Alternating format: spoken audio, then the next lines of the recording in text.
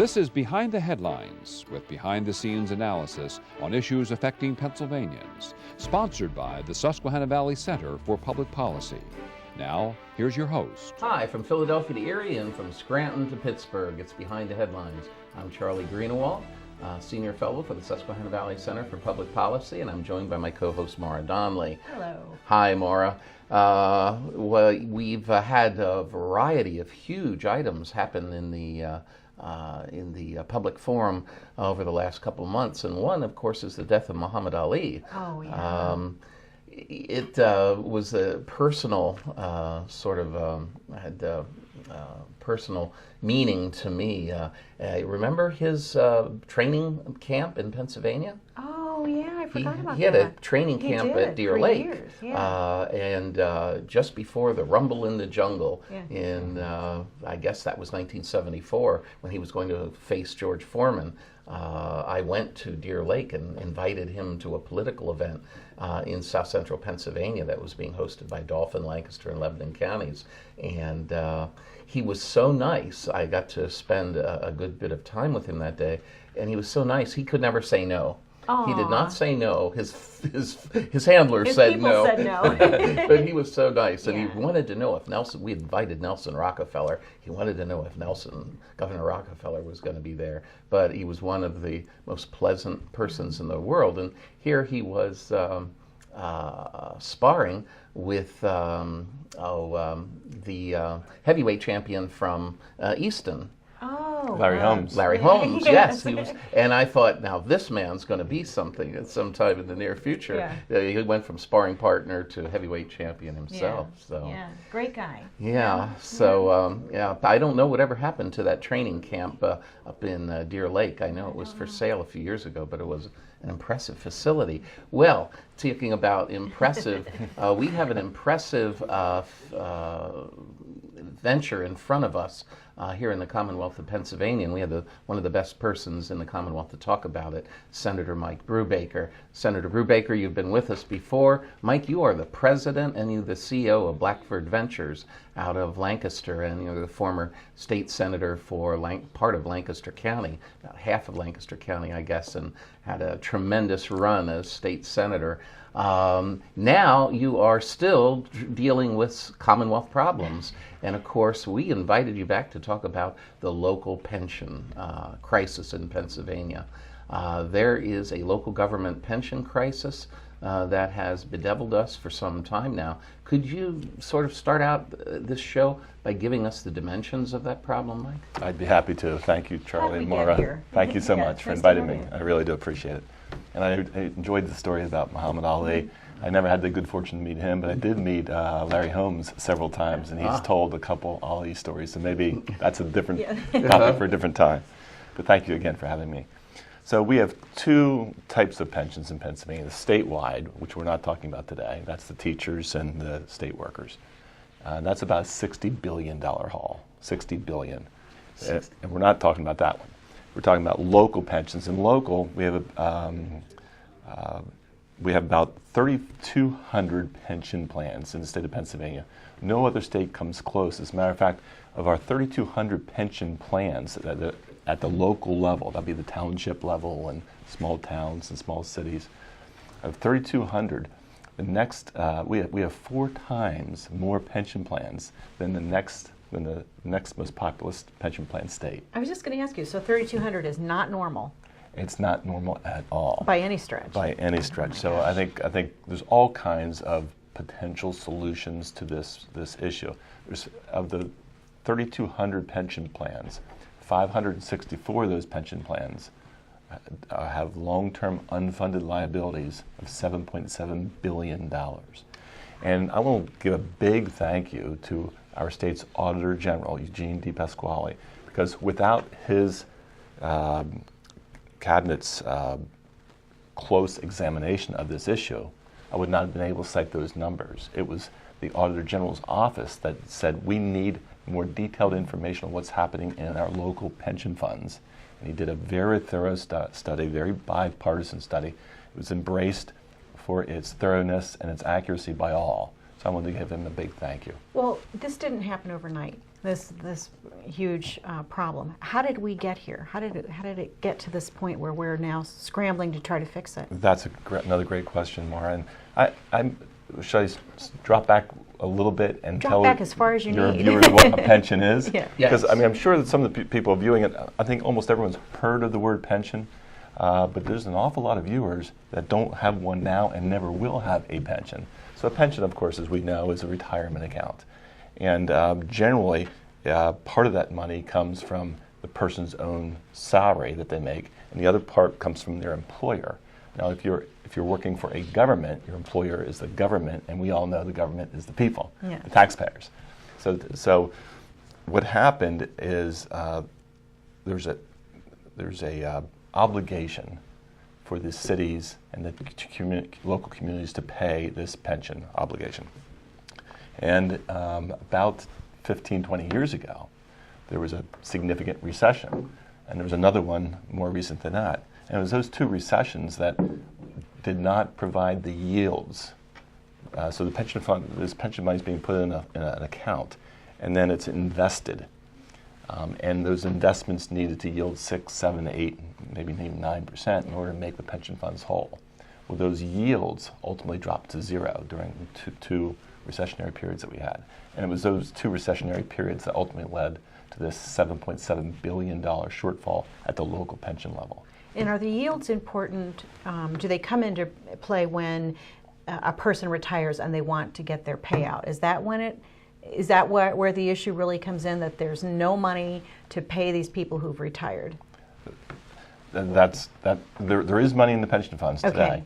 Okay. So when we talk about $7.7 billion, that's not a liability that we are incurring today. Okay. That's a liability. So everyone that's in the system, when they go to retire, there's a gross amount of dollars necessary to pay for that retirement in full. Okay. We're $7.7 billion short to pay that So retirement in full. it's a long-term number that's needed, but it comes home to roost because of the people retiring. That is Okay, correct. okay. So we had two recessionary periods. That's causing it. Another thing that's causing this unfunded liability to grow, and it's growing by $1 billion every other year, $500 million a year. That's scary. That is scary. So we have to get it under control. We at least have to have zero growth in our indebtedness. That's step one. And again, the State Auditor General, when he did his report, yielded about 20 different recommendations on how to fix this problem. So again, I won't credit him for that. But the other problem that's causing, this is a great problem to have, is people are living longer. Oh. When pensions were first implemented in governments, people were living about 10 to 15 years shorter lifespan than what they are today. Oh. So now, But the calculations were based on the shorter that's right. lifespan. That's exactly right. Wow. So if the average age of passing was 62 and now it's 75 or so, that person's receiving that payment from that governmental entity or that pension fund for those extra 10, 15 years. Wow. So when we go over the recent historical evolution of this local government pension crisis, it was the decade of the 2000s and the recession of 2008 that were key in this development. Is that true, Mike? You got the years right. That's exactly right. Those are the most two recent recessions that we've had, and those two recessions, along with the increased aging population, along with, in some cases, the retirement benefits for employees increasing. So you put all those factors together, and it yields this unfunded liability. Okay. I have a two-part question for you. I'm very curious about this. Everyone says that the General Assembly deals with issues when it turns into a crisis, and they don't do anything until then. This seems to be an exception. There doesn't seem to be a whole lot happening in terms of addressing this. So my first question is, why is, we're in crisis mode, why isn't this happening? And what is being done to sort of alleviate this issue? Is there anything being done? There are bills proposed. Right. I retired out of the General Assembly, out of the Senate a year and a half ago. And my last 4 years, I was chair of the Senate Finance Committee, and I offered up several pension fixes. Of course, in order to get a bill to become a law, you have to get the majority of the Senate, the majority of the House, and ultimately the governor to sign it. So the bills that I had prime sponsored never made it. It could not get, the crisis was not As big as acute it is enough. now, right. Well, now's the time. And there are indeed a number of members, the House and the Senate, that are offering up in part or whole pension solutions. So I know this show is not going to air today, but I'm referencing today's date in the fact that yesterday the governor signed the first comprehensive liquor bill in 80 or more years. Long time. And the rumor on the street here in Harrisburg is that there is discussions that if a liquor bill moves, then so will a pension bill. So that's the rumor on the street. Positive news. So yes, I'm optimistic. Some might ask why are they tied together, but we won't go there. I don't know. Somebody tied it together, Yeah. I guess, in some level of negotiations. But that's what I'm hearing. I'm hearing a pension bill will move, and and if we get the right pension bill, then our annual increases to this deficit, to the amount of money we're short, will be reduced, and that's good news. So instead of going in the hole an extra $500 million every year, hopefully we can go in the hole no additional dollars and even begin to erode some of that debt down. Will this solve the entire problem, or will there still need to be some additional creative problems to solving? Yeah, I'm not a bettor, but I would bet you, I don't know which bill is going to pass and which bill would not, but I don't see any bills that completely resolve the issue. Okay. It's just too big a problem. But so I'd be a supporter of taking some meaningful steps. Use the Auditor General's independent bipartisan report. Look at those recommendations. And what are some of those recommendations, Mike? What are the key recommendations that are there? Well, I think governments have the ability now to pay their pension obligations each year in full, and they don't. So if a full payment obligation, we'll just make up a number, is $100, if that's the full obligation, in some cases the government's only putting in $50 or $25 because they would rather spend it on building a bridge or something else. Okay. We should fully fund. It's a pension obligation. It's a contractual obligation to those people that worked, and there's no going back on the years worked. Some of the other solutions are to if you're working for the government for 20 years and you still want to work another 10 years for 30, your 20-year pension obligation contract that needs to be made whole because that was a deal. But your next 10 years, I argued when I was in the Senate, we didn't make a promise for you for those next 10 years. Now there's people that don't agree with me on that, but we have to change the compensation level as well. Blackford Ventures has a solution as well that it's offering on Capitol Hill. Would you go over that solution, Mike? When a pension fund is not fully funded, there's a deficit, and you as a city or a community go for a bond or go to borrow money, there's credit rating agencies that will rate you. And we're from an extremely good rating of AA+ to triple B to single B, which is not so hot. So the lower you go in the alphabet, the worse your credit is, and then the more it costs you to borrow money. So one of the solutions that we're offering to local governments is essentially a loan to some people call them pension bonds. So it's a pension bonds a solution, but so is a direct loan. You put that money into your pension fund, you fully fund the pension fund, and now your rating goes up. And then you can borrow. That's right. At and a much better borrow rate, more probably, too. more cost effectively. That's correct. Okay. Interesting. Okay, well, unfortunately, we're out of time, Mike. We need to have you back as this situation continues to unfold in Pennsylvania, and we hope that you'll be available, and we want you to be available for our next segment coming up right after this. Stay tuned. Behind the Headlines is brought to you as a public service by the Hospital and Health System Association of Pennsylvania, helping hospitals provide healing, health, and hope to communities across the state. And by the Pennsylvania Business Council, envisioning a commonwealth in which residents enjoy a very high quality of life in sustainable communities. The council works aggressively to define key long-term policy strategies and solutions to make the commonwealth more competitive, creating and sustaining a better Pennsylvania. Additional underwriting provided by the Worrell Corporation Foundation, based in Carlisle, Pennsylvania, by the Edward H. and Jeannie Arnold Foundation, and by the Pennsylvania Manufacturers Association. Business in Pennsylvania is our business. Behind the Headlines is also supported as a public service by Daily Express, transporting construction, farm, and industrial equipment throughout the United States. And by Blackford Ventures, LLC, a private equity firm seeking to make significant investments in real estate, proven business enterprises, and their leaders. Find out more at www.blackfordventures.com. And by the Pennsylvania Highway Information Association, the go-to source to learn about transportation projects and issues. Visit pahighwayinfo.org. Hi, welcome back to Behind the Headlines. On this segment of Behind the Headlines, Mara and I are joined by Bob Latham, who is the Executive Vice President for the the Associated Pennsylvania Constructors.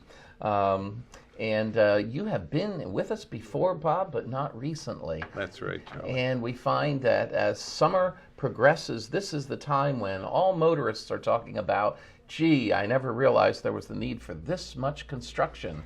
As I go up and down Route 81 or on state highways or local highways, Mara, are you running into construction everywhere? I just actually came across a smooth front street here in Harrisburg, and it was very nice to ride on. So it wasn't delayed by construction, but it was a great new road. And well, we have some of those benefits, of course, are as a result of the transportation funding bill that was passed 3 years ago, and we're starting to get a number of those paving projects, Right. bridge projects out. Some of them in a major way on Interstate 81, some of the other ones throughout the state. A very big project that's been looked forward to in the central part of the state, the Central Susquehanna Valley Expressway up through Shamokin, that area that will connect the south with the north and connect nice. I-80. So that project is underway, big project. A lot of work going on I-95 in the Philadelphia area as well. Well, as the Associated Pennsylvania Constructors work with the General Assembly on this upcoming budget year, how do things look for our transportation budget and our infrastructure budget? Well, I mentioned the transportation bill that was passed in 2013. And as part of that, sort of the benefits of that, we call the decade of investment. So then Transportation Secretary Barry Shoke laid out very clearly what we were going to be able to do with that. We're going to reduce our inventory, as we say, of bad bridges. So we're going to have less bridges that have to be weight restricted or something like that. Improve traffic flow. We've done a lot of innovative things as a result of that legislation. Coordinated traffic signals here in the Harrisburg area through the Camp Hill bypass and some other routes along Route 30 in York, and I think there are others around the state. You see these camera-looking things look down, and you basically that monitors the traffic flow and allows things to move more quickly. It makes sure that the traffic signals are coordinated and the traffic flow works better. So That's it identifies heavy traffic and can... Yeah, it basically sees down, a half a mile down, and sees that the traffic is heavy, keeps all those lights open for several seconds more so things can I can just flow. thought somebody was spying on us. No, it's not No Big idea. Brother. It's really just a traffic monitoring thing. And it's a very cost-effective way, instead of having to add a lane or something like Right. that we can do. Working with PennDOT, our industry, the construction and materials industry, have looked at innovative materials such as warm mix. So in other words, we used to just hot mix asphalt, but now by doing warm mix asphalt, it's more environmentally friendly, and it also extends the paving season so we can pave a little bit longer into the year, so not all summer long you're Not sitting in all summer long. construction zones. Maybe we Yeah. spread that out a little Yeah, bit. patience is a virtue this time Yeah. of year, that's for sure. But it's all good. Back to the budget. This year, very positive with the amount of work that's coming out and the good end result from the transportation bill.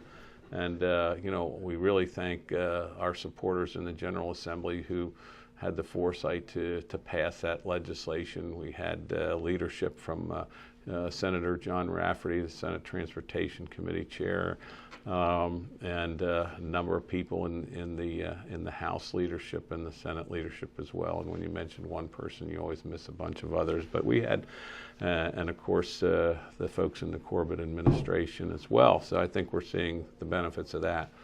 We do have one budgetary problem that's impacting us. And I know your earlier segment was about pensions, and pensions is the big elephant in the room. It's impacting everything. It's impacting everything on the general fund side, and the fact that continued pension obligation and payments, if you will, that go up and up and up, are causing pressure on the general fund. And what we're seeing is that there's pressure to look for other pots of money to help with the general fund, and now the highway fund, or what's known as the motor license fund, is a target of that, and we're very worried about that precedent. Well, one of the big issues we keep hearing about there is the funding of the state police. That's correct. Yes, basically. That one just keeps going up. The Pennsylvania Constitution provided for something called the motor license fund, which is funded out of your gas tax, your registration fees, and that sort of thing.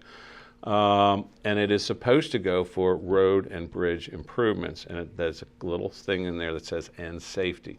That's been interpreted to allow for funding of the Pennsylvania State Police budget. And about the year 2000 or so, that was about $150 million a year. It's $755 million a year this year, $750 million coming out of the gas tax, out of the road improvement fund, and going to fund the state police. Obviously, the state police perform a very important function. They need to be funded, but what we're doing here is we're just robbing Peter to pay Paul and sort of masking the extent of the general fund deficit by using the road improvement fund in order to fund a portion of what really should be the general fund budget. So who's making that decision? Well, that started under the Ridge administration. Okay. So Ridge, Rendell, It just Corbett, continue. Wolf, Okay. all of those. It just keeps going up and up and up with willing support from all members of the General Assembly. So it's a bipartisan thing. When you're faced with a budget deficit and you have an easy fund to go after, it's everybody's fault, if you will, and it's everybody's problem, if you will, and hopefully we'll come up with a solution there. I'd like to again acknowledge that the House Transportation Committee under Chairman John Taylor drafted, and then the House passed a resolution asking the Legislative Budget and Finance Committee to study this and really kind of look at, okay, what is the amount of money that is right for the highway fund to fund the state police? Obviously, they do patrol our roadways, they do perform a safety function. So there is some amount of money there that could be going from the highway fund to that, but we think it's kind of out of whack now. So the Legislative Budget and Finance Committee is going to look at that over the summertime, sort of hone in on that number, and then we're going to look at, okay, what is that delta, or what is that difference there, and then how do we fund that other than out of the gas tax? Good. What we were talking about a little bit ago that started under the Ridge administration, with a little bit of financial accounting subterfuge like the Johnson administration used to fund the war on poverty and the war in Vietnam at the same time. We took the Social Security Trust Fund and we put it in the general budget and combined those funds, and then therefore we didn't have a deficit. And not until the second year of the Nixon administration, then the deficit kicked in permanently until the end of the Clinton administration and the end of the Cold War.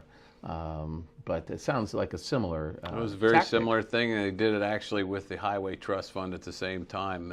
President Nixon used the balance in the Highway Trust Fund to offset the appearance of a deficit caused by the Vietnam War.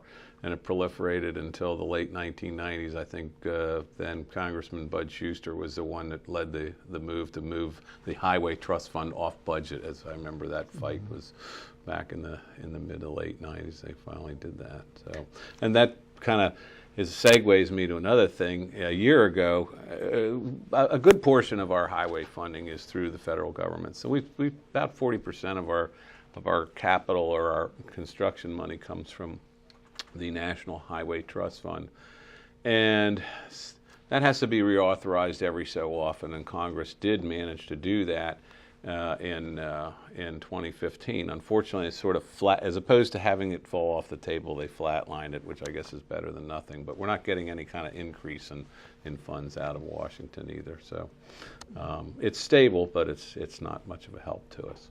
So what other issues is your organization looking at? You've got the transportation funding, you're keeping your eye on pension, the pension crisis. Well, you mentioned, Maureen, you mentioned work zones, and one of the things that we do a lot of public interest research, and we really try to find out, how can we make our product better? I mean, how can we improve what we do for people? Because you look at the construction industry as, okay, they're a bunch of pavers and all that, but not. I mean, in the end, we provide mobility, and hopefully we provide safety. But we have to provide a safe environment when we are doing that work. So we're really looking at how we can change our work zones, how we can make them more user-friendly. And then, on the other hand, how can we get people to slow down when they get there? But you did just increase the speed. The speeds were increased in some spots. The correct? speeds on the roads were increased to 70 miles an hour. Not in construction Not zones? in construction. Oh, okay. So we're still asking people on those interstates and on the turnpike to drop that down to 55 when you're going through those work zones. What Maryland did was they implemented a system of automated speed enforcement. So basically, How does that work? how it works is there's a camera. There's a camera. It's those cameras I keep seeing. It's not, The we camera don't that have them in the sends- work zones that yet. sends you the speeding ticket. That's correct. Oh. Yeah, get your If you license drive plate. through, drive between here and Baltimore and go through a speed zone, it's very interesting. My Maryland friends won't like this, but people drive like maniacs in Maryland. But when you're on the Maryland-Baltimore Beltway, when you hit a work zone, everybody slows down. Some people good. charge that bill as a revenue bill, but it's not. I mean, what we're really trying to do is not write any tickets, so that because everybody's traveling the speed limit. So that's another Another thing. little Another project. little That's great. project that we're looking at is we want to make our work areas better, more user-friendly, and more safe for motorists. Well, in the last 45 seconds, what do you think will ultimately result from this budget? Will it be We're very positive for your organization, or Well, we're very hopeful neutral? that, and we've had a number of conversations. We're very hopeful that the General Assembly will say, okay, let's at least stop the increase, for this year, and then let's see what the Legislative Budget and Finance Committee comes up with in terms of what the realistic number is, and then maybe next year when we look at the overall budget, find a way to kind of walk it back to what that number is. And so we're hopeful that we aren't a target for a continued increase in siphoning off, I guess, if you will. And if that happens, that will be positive for all motorists as well. Okay, Great. Bob, thank you very much for being here today. We're out of time now. We look forward to seeing you again next week on Behind the Headlines. And meanwhile, happy motoring. See the USA in your Chevrolet.